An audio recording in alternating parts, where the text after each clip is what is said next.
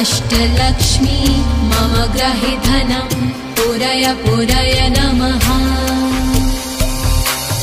ॐ ह्रीं श्रीं क्लीं श्रीं कुबेराय अष्टलक्ष्मी मम ग्रहे धनं पुरय पुरय नमः। ॐ ह्रीं श्रीं क्लीं श्रीं कुबेराय अष्टलक्ष्मी मम ग्रहे धनं पुरय पुरय नमः। ॐ ह्रीं श्रीं क्लीं श्रीं कुबेराय अष्टलक्ष्मी मम ग्रहे धनं पुरय पुरय नमः।